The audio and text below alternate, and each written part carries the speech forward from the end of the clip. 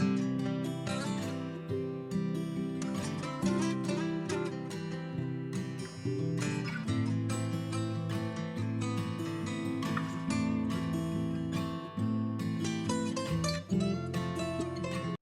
dia, amigos, bom dia, amigas. Bem-vindos mais uma vez ao canal do NEP Honório Abreu. Obrigado por estar conosco nessa jornada.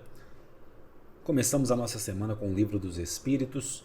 Nós estamos no capítulo 2 do livro 2. Nós estamos falando sobre a encarnação dos espíritos e nós conversávamos sobre a questão do materialismo.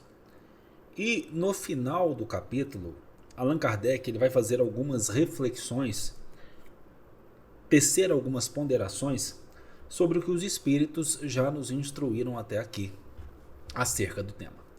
É muito comum nós termos comentários de Allan Kardec depois de alguns temas, depois de algumas perguntas, ele veio complementar. É interessantíssimo porque nós percebemos a anotação do professor, a anotação do sábio, a anotação do cientista, a anotação do estudioso.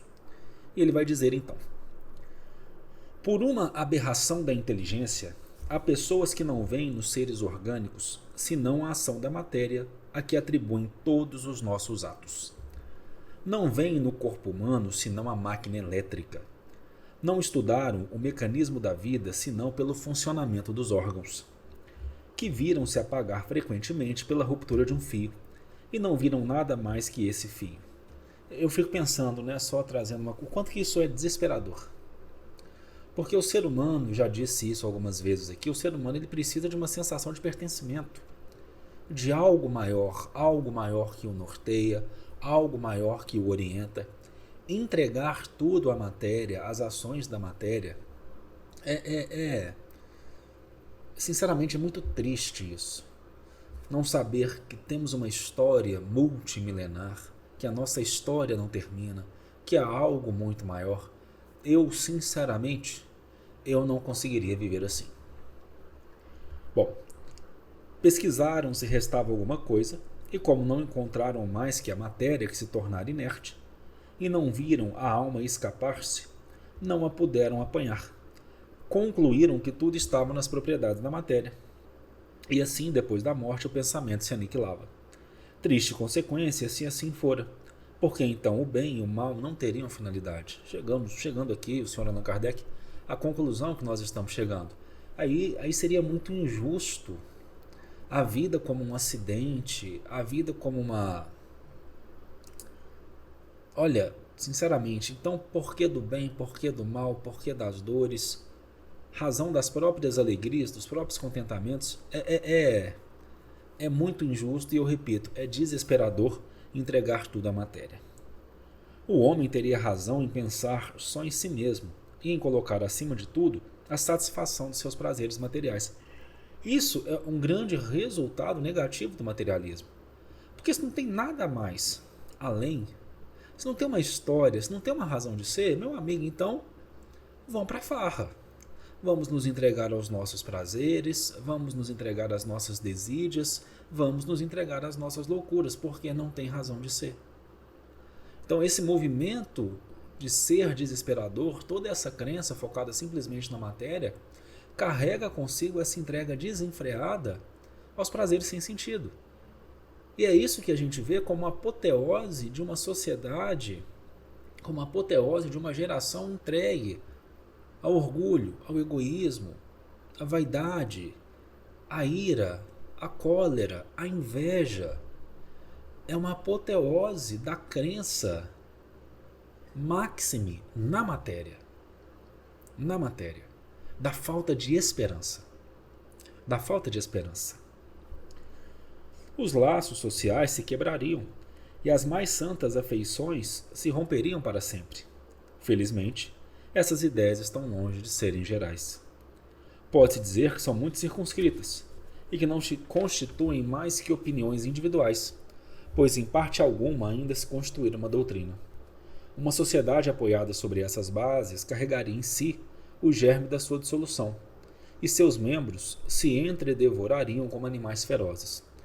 E é circunscrito mesmo, a gente vai ver até o Sr. Leon Denis. Leon Denis ele fala na obra o porquê da vida. Eu sempre olho aqui para a minha biblioteca para lembrar os nomes. o porquê da vida, que faz parte da história humana a crença em algo maior, em algo além da matéria. Nós sempre vamos olhar para o alto, nós sempre vamos olhar para as estrelas, nós sempre vamos olhar para o desconhecido com essa certeza de que há algo maior do que nós. Olha que interessante, eu acabei de falar e olha o que o Allan Kardec escreve aqui para nós. O homem tem instintivamente a convicção de que tudo para ele não se acaba com a vida. Tem horror ao nada e obstina-se inutilmente contra a ideia do futuro, quando chega o momento supremo. E são poucos os que não perguntam o que vai ser deles, porque a ideia de deixar a vida para não mais retornar tem qualquer coisa de dolorosa. Quem poderia, com efeito, encarar com indiferença uma separação absoluta, uma separação eterna de tudo aquilo que amou? Inclusive a gente está vendo isso no livro dos médiuns, né? Quando Kardec conversa conosco na questão do há espíritos. Se eu amei alguém aqui, por que eu não posso continuar amando essa pessoa? Se eu tenho a relação com essa pessoa aqui, por que eu não posso continuar tendo essa relação com essa pessoa? Por que essa pessoa não pode mais conversar comigo?